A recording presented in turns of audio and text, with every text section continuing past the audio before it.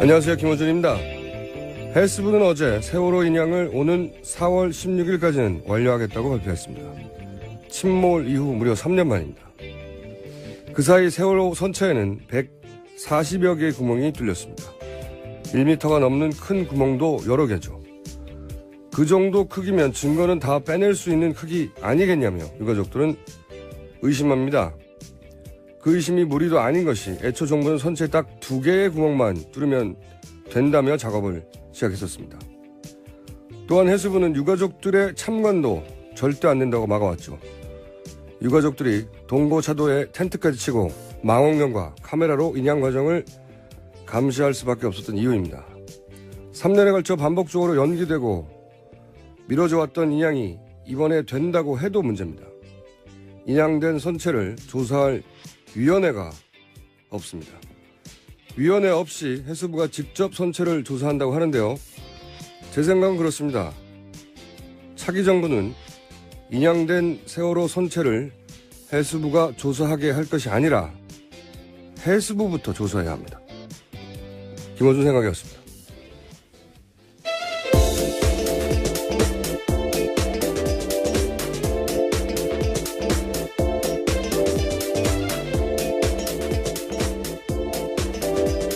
시사인의 김은지입니다. 네. 저희가 계속해서 이제 박 전 대통령이 아프실 예정이라고 보도해 왔는데, 관련 뉴스가 어제 쏟아졌어요. 그죠? 네. 전해 주십시오. 출석을 하신다고 하는 것 같은데. 네, 검찰특별수사본부가 박근혜 전 대통령에게 다음 주 화요일인 21일 9시 반으로 서울중앙지검으로 출석하라고 소환 통보했습니다. 소환 통보를 했고, 여기 대해서 박 대통령 쪽도요, 적극적으로 협조해서 실체적 진실이 신속하게 규명될 수 있도록 돕겠다라고 밝혔습니다. 저는 안 아프실 예정으로 바뀌신 것 같아요. 안 아프신 예정으로. 건강을 회복하신 건가요? 그렇죠. 이게 이제 뭐 조사를 잘 받겠다, 성실히 협조하겠다, 이런 말을 했기 때문이 아니라, 뭐 언제나 안 그랬나요? 네. 그 말은 사실은 의미가 없고, 그렇게 말해놓고 항상 막판에 안 했으니까요. 제가 주목하는 거는 유영하 변호사의 자택 등장이에요. 제가 이 주목하는 이유는 뭐냐면, 유 변호사가 등장한 시점을 생각해 보시면, 검찰 수석 국면 처음 맞이했을 때, 작년 11월에 처음 등장했잖아요. 그러면서 이제 여성의 사생활이라고 하는 뜬금없는 키워드를 꺼내서 공전에 히트를 쳤죠. 근데 이분이 다른 변호사들하고는 다르게, 다른 변호사들은 박 전 대통령을 아예 만나지 못한 걸로 보이는데, 변호인단에도 불구하고, 유 변호사는 박 전 대통령과 특수관계란 말이죠. 이 문고리 3인방과 인연이 깊다. 네. 라는 이야기가 있고, 이혜원 의원이 그런 얘기를 했죠. 아주 오래됐고 관계가 깊다. 그리고 2007년 이명박 박근혜 당시 경선 때 BBK 문제 터졌을 때 미국에 수감돼 있던 김경준 씨를 만나러 간 게 바로 유 변호사였었고, 그리고 이제 공천도 받아서 지난번 공천 때 12년 공천 때는 군포였던가요? 거기 출마했었죠. 네네. 네. 이번에는 떨어지셨죠? 경선에 떨어졌죠, 아예. 그 지역 유세만 당시 박근혜 전 대통령이 3번 이상 했을 정도로, 각별히 챙겼던 관계란 말이죠. 그래서 이번 탄핵 국면에 문고리 3인방이 이제 청와대를 나간 이후로, 그 자리를 대체하는, 그러니까 박 전 대통령, 이게 발음이 너무 어렵네요. 게이트키퍼? 메시지 전달자? 그런 역할을 했을 공산이 아주 높은 걸로 추정되는 인물이거든요. 근데 이제, 그래서 헌재 재판은 등장 안 했어요. 생각해보시면. 제일 첫 번째 신임을 받는 변호사인데도 불구하고, 언론에 직접 노출도 그 이유는 거의 없었고. 그러니까 뒤에서 이렇게 메시지 전달자, 게이트키퍼 역할을 했는데 등장했단 말이지, 이번에. 모든 언론이 주목하고 있는 자택에. 그러니까 꼭 만나서 논의할 중요한 사항이 있었다는 거 아니겠어요? 네. 이 시점에 가장 중요한 사항은 검찰 출석이고, 만약 예정대로 할 거였다면 굳이 그렇게 만났을 필요가 없었다. 작전이 변경됐다고 저는 봅니다. 네. 안 아프실 예정으로 바뀌는 것으로 저는 그런 시그널이다. 네. 안 그랬으면 직접 방문하지 않았을 것이다. 네, 유 변호사 지난해 말에 나왔던 보도 보면요. 박 대통령이 계속해서 자리 챙겨주고 싶어 했습니다. 국정원 그렇죠. 2차장이나 기조실장 자리에 계속 올렸는데 네. 최순실 씨가 커트했었죠. 그때 다른 사람이 결국 되고 네. 했었던 게 기억이 납니다. 그런 보도가 있었죠. 예. 근데 이제 커트할 사람도 없고, 그러니까 아마 가장 가까이 갈 수 있는 변호인단 측에서는, 변호인단이 아니라 다른 부분을 다 통틀어서 가장 가까이 갈 수 있는 메시지 전달자 역할을 했을 것 같은데, 서석구 변호사하고 김평우 변호사는 아웃됐잖아요. 네, 변호인단에 이름을 올리지 못했습니다. 그러니까 이제 기존 전략이, 기존 대응 전략이 잘못됐다라고 아마 변호인단 내에서 회의를 했던 것 같고, 그러면서 이제 기조를 정하고, 그 기조를 가지고 이제 만나러 간 거겠죠. 네. 안 아프셔야 될 것 같습니다. 이렇게. 네, 적극적으로 형사 정관들도 찾는다고 하는데요. 네. 생각보다 쉽게 찾아지지 않고요. 그리고 최재경 대검 중수부장에 썼던 최재경 전 청와대 민정수석에게도 합류 제안했는데 본인이 고사했다고 합니다. 참여하기 어렵죠. 왜냐하면 변호인단이 그동안 한 행태를 보면 같이 도매급으로 넘어갈 수도 있거든요. 근데 그런 기조를 바꾼 것 같고요. 그러니까 이제 아마 어제 서석구 변호사, 김평호 변호사가 그 모자 쓰고 찾아가셨잖아요. 그때 거절당한 게. 네네, 그제, 예. 예, 미리 전화를 안 해서가 아니라, 예. 본인이 아마 아웃됐다는 이야기를 듣고. 어필을 하러 간 건가요? 예. 어필이라기보다는 모르죠. 그동안 자신이 왜 그렇게 했을 수밖에 없는지 설명하러 갔든지 그랬을 텐데, 듣기 싫다! 가 아니었겠는가. 굳이 거기까지 왔는데 안 만날 이유는 없잖아요. 예. 자, 하여 저는 안 아프실 예정으로, 건강을 회복하시는 예정으로 기운이 바뀌었다, 이제는. 그럼 21일 출석할 가능성이 높아졌다고 보시는 아주 거죠? 높아졌다고 예. 봅니다. 그냥 이 말만, 기사만 나왔으면 저는 여전히 아프실 예정으로 봤을 텐데, 유영아 변호사의 자택 방문은, 시그널이 완전히 바뀐 거다. 이건 굳이 가야 될 필요가 있었거든요. 네, 모든 언론을 봐도. 그래서 안 아프실 예정으로 이제. 이게 다 이제 아프실 예정일 수 있었는데, 친박 의원들이 첫날부터 밑밥을 뿌리잖아요. 몸이 안 좋으신 것 같다고. 그래서 저희도 아프실 예정인 것 같다고 마중 밑밥을 뿌렸지 않습니까? 예. 여기 밑밥론 1장 1절에 써있거든요. 밑밥에는 밑밥으로 상대하라. 네. 자, 그러니까 제가 결국은 박 전 대통령의 오늘 반음 사는 날이거든요. 목요일 아침. 건강 회복에 큰 기여를 한 사람으로 저는 기록되길 원합니다. 건강하셔야죠. 예, 조사받는 게 쉽지 않거든요. 자, 그래서 다음 화요일에 안 아프실 예정으로 저는 바꿉니다. 자, 다음 뉴스 전해주십시오. 네, 청와대가 지난해 9월 이후부터요, 문서 파쇄기 26대 샀다라는 JTBC 보도가 있습니다. 최순실 씨 사건이 불거진 이후부터 집중적으로 이루어졌다는데요. 지난해 9월 27일에 2대를 구매 요청했는데, 그때가 언제냐면, 미르 K스포츠 재단에 최순실 씨가 인사 개입했다라는 보도가 나온 지 일주일 뒤입니다. 네, 거의 첫 보도죠. 이게 되게 재밌어요. 26대를,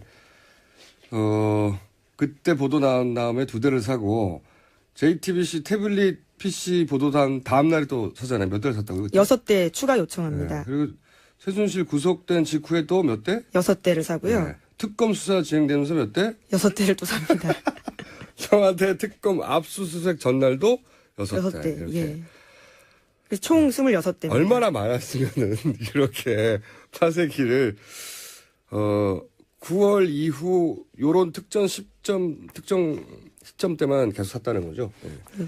9월 이전에 한 대도 안 샀어요. 한 대도. 그렇죠. 6개월 동안은 전혀 산 흔적이 없다고 합니다. 네. 갑자기 이렇게 많이 필요했던 이유가요. 당연히 증거인멸 쪽으로 눈길이 갈 밖에 없죠. 네.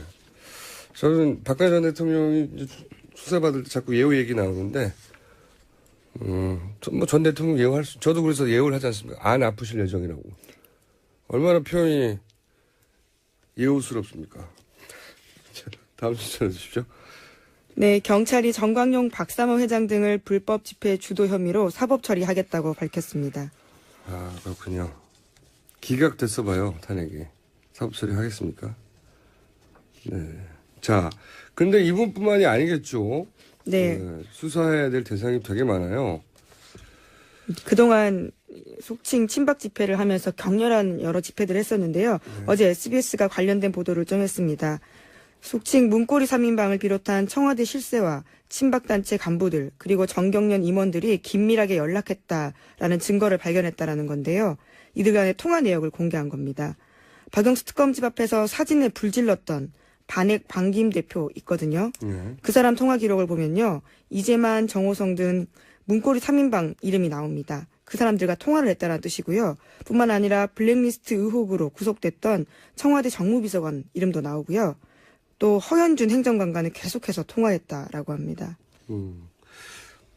허현준 행정관 이름이 계속 나오는데 이분은 이제 어버이연합에 정경련 자금을 지휘한 혐의로 검찰 수사를 이미 받고 있는 분이죠. 예, 받고 있는 분인데 그리고 특검도 이들 단체에 60억 이상 지원해 왔다고 밝혔고 특검이 밝힌 것만요. 정경련 이해단체에서 이해곳에서 돈이 얼마나 갔는지는 특검도 아직은 밝히지 못했거나 혹은 밝힐 시간이 없었거나 그랬었고 이게 이제 이분뿐만이 아니죠. 네, 그렇습니다. 이정미 재판관 주소 공개했던 팟캐스트 방송이 있는데요. 거기에 대표가 지난 1년 동안 통화 기록을 보면요. 허 행정관과 100차례 이상 연락을 했습니다. 특히 탄핵 국면이었던 11월 이후부터는요. 석 달 동안 36번 계속해서 연락을 합니다. 연락을 할 수 있죠. 연락을 할 수 있는데 이제 그 시기와 내용의 문제인 건데 이게 이제 이런 것 같아요. 이게 구도를 보면 청와대가 이런 행정관들 블랙리스트를 만들었거나 또는 그 정경련 자금을 어버이연합에 지휘하도록 지시하거나 관제실을 지휘한 혐의를 받고 있는 이런 청와대 행정관들이 친박단체 대표들한테 오더를 하죠. 어떤 일이 있는데 여기에 나와줘야 되겠다. 그러면 오더를 받은 친박단체는 정경련에 연락을 하는 거죠. 지금 나와 있는 구도를 보면. 정경련에 연락해서 이런 집회를 하니까 얼마를 내놔라. 금고죠, 금고. 자기들한테는. 돈을 내놔라. 하고 정경련은 그러면 이런 단체들에서 돈을 요구하면 돈을 주고, 예. 그리고 청와대는 다시 기업들에게 정경련을 통해서 빠져나간 그 빈 금고를 기업들한테 얘기해서 채워주고 이 사이클을 만들어 와서 지금까지 이런 단체들을 운영해 왔다는 거잖아요. 보면 그런 게 보여지는 거죠. 이런 통화 관계 속에서. 네, 또 통화를 계속 주고받았던 일정들을 보면요. 항상 그런 행사들과 맞물려 있습니다. 탄핵 반대 집회, 인터넷 방송, 생중계 중. 순서가 아마 이런 행정관으로부터 먼저 전화받고 우선 일정을요. 예. 예. 당연히 그래야죠. 예. 그러니까 그거 근거하에 이제 돈 내놓으라고 하고 돈 주고 빈면 또 채워주고 이 사이클 그렇게 이 집회들은 말이죠. 돈을 끊으면 끝나요. 이 사이클은 돈을 딱 끊으면 이념이 아니라 사실 이권에 따라 움직이기 때문에 돈을 딱 끊으면 이 사이클은 끊어진다. 그리고 이걸 행정관 혼자 할 수 있었겠어요? 이게 이제 그 재벌들이 60억 이상 지원했다 밝혀진 것만 해도 그런데 이 돈을 어떻게 행정관 혼자서 재벌들한테 전화해서 몇십억씩 내놓으라고 합니까? 그러니까 훨씬 더 위에서 명령이 내려온 거거든요. 이거 수사 대상이에요, 사실. 그 친박 집회 누가 하라고 했고 누가 그 돈을 주라고 했고 행정관 하나로 끝날 일이 아니죠. 네. 앞으로 그것도 검찰의 수사 대상입니다. 수사 대상이라고 봐야죠. 예. 허 행정관 같은 경우에는 박 대통령 탄핵이 인용되던 날요. 자신의 페이스북에다가 신에게는 아직도 12척의 배가 있습니다. 라는 이순신 장군의 말을 인용해서 올리기도 했거든요. 아직도 무슨 행동을 하는지에 대해서는. 배는 12척 있을 수 있죠. 네. 본인이 이순신이 아닐 뿐입니다. 자, 다음 뉴스는요. 네, 대선 날짜가 5월 9일 화요일로 확정됐습니다. 황교안 대통령 권한대행이 어제 임시국무회의를 다시 소집해서 대선 날짜를 확정한 건데요. 그리고 자신은 대선에 나가지 않겠다라고 밝혔습니다.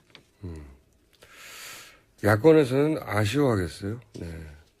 야권에서는 오히려 안타까워한다는 이야기가 들려요. 심상정 대표는 아예 이 방송 나오셔서 그런 취지 이야기를 하셨던 걸로 아는데요. 나는 좋아한다고. 아니, 이분이 이제 보수 중에서 지지율도 높긴 하지만, 확장성의 관점에서 이제, 나쁜, 뭐라고 그러죠? 좀 단어가 생각 안 나요, 지금 오늘 아침은. 멍한 날이라, 나와서는 안 된다고 하는, 거부감도 가장 높은 분 중에 한 분이었기 때문에. 예, 비호감도. 예. 네.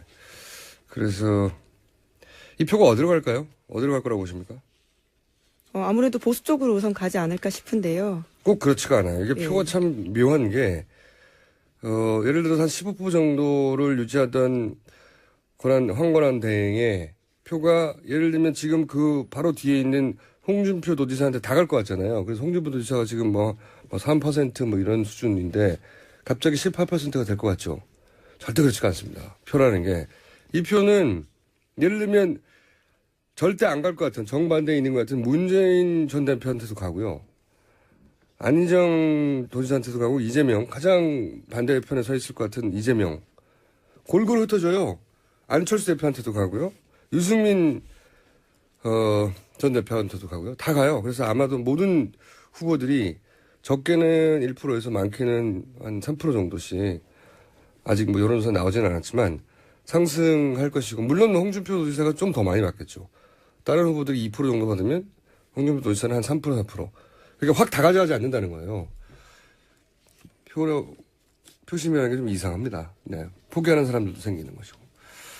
그래서 갑자기 황권한 대행을 한 번에 대체하는 한 15%짜리 보수 후보가 탁 등장하기는 어렵습니다. 네. 시간이 지나면 또 어떻게 될지 모르지만. 예, 지금 당장 김황식 전 총리 이름도 오르내리고 있습니다. 정치권에서는요. 네, 오늘 오후에 여론조사 나올 테니까 한번 보죠. 예. 하지만 한 번에 다 받아가지 못한다. 자, 다음 뉴스는요? 네, 어제 아침 원내 3당, 자유한국당, 국민의당, 바른정당 원내대표가 모여서 5월 대선 때 개헌 국민투표를 함께하기로 합의했다라고 합니다. 이 개헌 전선을 만들려고 하는 거죠. 네, 지금 워낙 야당세가 강하니까, 민주당세가 강하니까 연대할 수 있죠. 연대할 수 있는데 이제 특별한 이슈가 없으니까 개헌으로 전선을 만드는 건데, 이거는 제가 보기엔 굉장히 어려울 거라고 봅니다. 선언을 할 수 있죠. 선언을 했다는 게 마치 5월 9일 날 개헌 국민투표도 함께 하는 것처럼 들릴 수는 있는데 그냥 선언을 한 겁니다. 선언을. 예, 당장 발의조차 사실 힘듭니다. 150석 유지하기가 쉽지가 않거든요. 네, 일단 통과시킬 법이 없어요. 법이 있어야 통과시키죠. 발의를 해야 되고 그리고 20일 이상 공고해야 되거든요. 20일 이상 공고 안 하면 발의가 되고 난 다음에 20일 이상 공고해요. 예. 그러면 4월이란 말이죠. 예.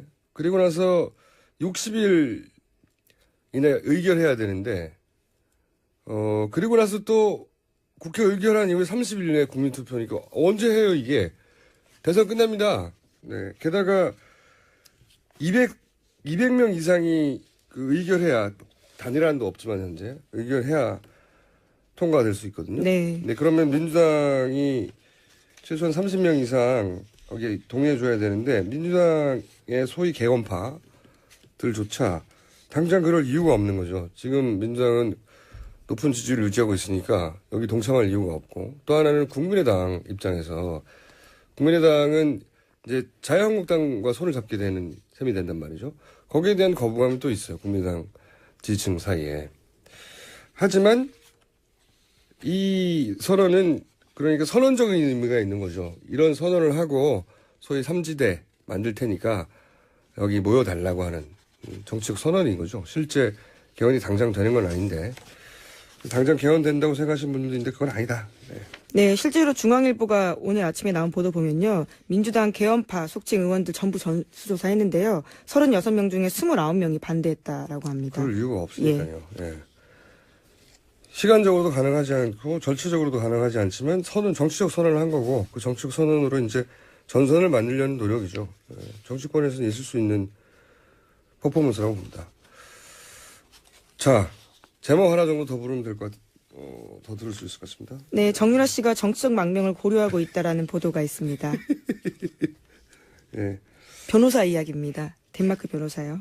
이건 말이죠. 정부의 목숨을 걸고 저항했다든가 이런 시민운동가들이 정치적 망명하는 거거든요. 예. 정부 지원을 듬뿍 받고 말을 잘 타신 분이기 때문에 정치적 망명은 불가능할 것이다. 이건 불가능하고요. 저는 4년 전에는 가능했었어요. 안 했지만. 근데 이게 이제 시간은 1년 가까이 끌 수 있어요. 이렇게 되면. 심의하고 하는데 1년 가까이 끌 수 있다. 근데 저는 이게 잘못된 생각이라고 보는 게 지금 들어와서 오히려 조사받는 게 낫지. 그게 어떤 정부가 들어서든 다음 정부가 이 사건을 봐줄 리가 없거든요. 오히려 지금이 더 나아요. 저는 이건 이 변호사가 오랫동안 수임료를 받으려고 하는 구상일 수도 있어요. 실제 정유라 씨는 판단을 잘해야 돼요. 지금이 오히려 가장 약하게 조사를 받을 수도 있는 타이밍이다. 동정심도 받을 수도 있고. 예, 공장장의 조언이 덴마크까지 있지 못하고 갔습니다. 덴마크에서 이 방송을 들으시는 한인분들은 좀 연락 좀 해주십시오. 이 변호사, 왜냐면 1년 내내 수임료 받을 거 아니에요. 이게 큰 돈을 번 거예요, 이분이. 저는 그런 생각도 합니다. 변호사 입장에서는 큰 호구가 나타난 거라고 볼 수도 있죠.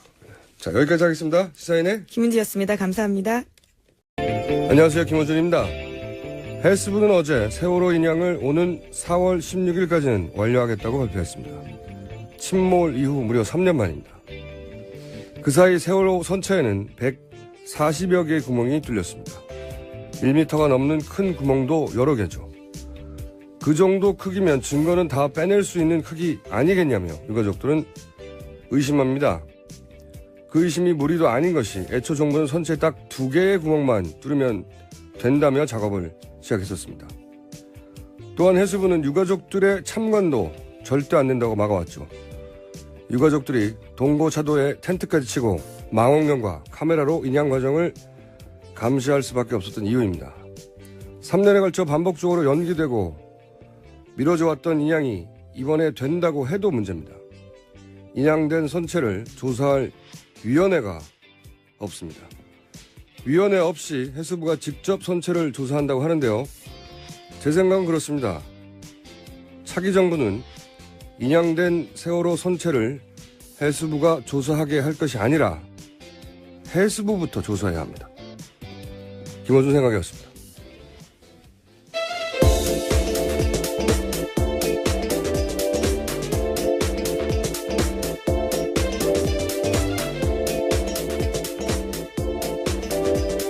시사인의 김은지입니다. 네. 저희가 계속해서 이제 박 전 대통령이 아프실 예정이라고 보도해 왔는데, 관련 뉴스가 어제 쏟아졌어요. 그죠? 네. 전해 주십시오. 출석을 하신다고 하는 것 같은데. 네, 검찰특별수사본부가 박근혜 전 대통령에게 다음 주 화요일인 21일 9시 반으로 서울중앙지검으로 출석하라고 소환 통보했습니다. 소환 통보를 했고, 예. 여기 대해서 예, 박 대통령 쪽도요, 적극적으로 협조해서 실체적 진실이 신속하게 규명될 수 있도록 돕겠다라고 밝혔습니다. 저는 안 아프실 예정으로 바뀌신 것 같아요. 안 아프신 예정으로. 건강을 회복하신 건가요? 그렇죠. 이게 이제 뭐 조사를 잘 받겠다, 성실히 협조하겠다, 이런 말을 했기 때문이 아니라, 뭐 언제나 안 그랬나요? 네. 그 말은 사실은 의미가 없고, 그렇게 말해놓고 항상 막판에 안 했으니까요. 제가 주목하는 거는 유영아 변호사의 자택 등장이에요. 예. 제가 이 주목하는 이유는 뭐냐면, 유 변호사가 등장한 시점을 생각해 보시면, 검찰수석 국면 처음 맞이했을 때, 작년 11월에 처음 등장했잖아요. 그러면서 이제 여성의 사생활이라고 하는 뜬금없는 키워드를 꺼내서 공전에 히트를 쳤죠. 근데 이분이 다른 변호사들하고는 다르게, 다른 변호사들은 박 전 대통령을 아예 만나지 못한 걸로 보이는데, 변호인단에도 불구하고, 유 변호사는 박 전 대통령과 특수관계란 말이죠. 이, 문고리 3인방과 인연이 깊다. 네. 네. 라는, 이야기가 있고, 이혜훈 의원이 그런 얘기를 했죠. 아주 오래됐고 관계가 깊다. 그리고 2007년 이명박 박근혜 당시 경선 때 BBK 문제 네. 터졌을 때 미국에 수감돼 있던 김경준 씨를 만나러 간 게 바로 유 변호사였었고, 그리고 이제 공천도 받아서 지난번 공천 때 12년 공천 때는 군포였던가요? 거기 출마했었죠. 네네. 네. 이번에는 떨어지셨죠? 경선에 떨어졌죠. 아예. 예. 그 지역 유세만 당시 박근혜 전 대통령이 3번 이상 했을 정도로 예. 각별히 챙겼던 관계란 말이죠. 그래서 이번 탄핵 국면에 문고리 3인방이 이제 청와대를 나간 이후로 그 자리를 대체하는 그러니까 박 전 대통령 이 발음이 너무 어렵네요. 게이트키퍼? 메시지 전달자? 그런 역할을 했을 공산이 아주 높은 걸로 추정되는 인물이거든요. 근데 이제, 그래서 헌재 재판은 등장 안 했어요. 생각해보시면. 제일 첫 번째 신임을 받는 변호사인데도 불구하고, 언론에 직접 노출도 그 이유는 거의 없었고. 그러니까 뒤에서 이렇게 메시지 전달자, 게이트키퍼 역할을 했는데 등장했단 말이지, 이번에. 모든 언론이 주목하고 있는 자택에. 그러니까 꼭 만나서 논의할 중요한 사항이 있었다는 거 아니겠어요? 네. 이 시점에 가장 중요한 사항은 검찰 출석이고,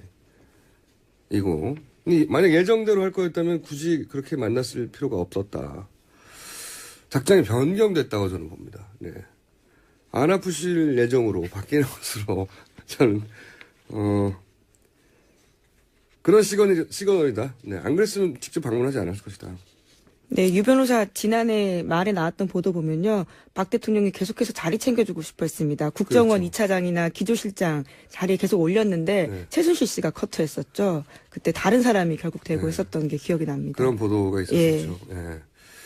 근데 이제 커트할 사람도 없고, 그러니까 아마 가장 가까이 갈 수 있는 변호인단 측에서는, 변호인단이 아니라 다른 부분을 다 통틀어서 가장 가까이 갈 수 있는 메시지 전달자 역할을 했을 것 같은데, 소석구 변호사하고 김평우 변호사는 아웃됐잖아요. 네, 변호인단에 이름을 올리지 못했습니다. 그러니까 이제 기존 전략이, 기존 대응 전략이 잘못됐다라고 아마 변호인단 내에서 회의를 했던 것 같고, 그러면서 이제 기조를 정하고, 그 기조를 가지고 이제 만나러 간 거겠죠. 네.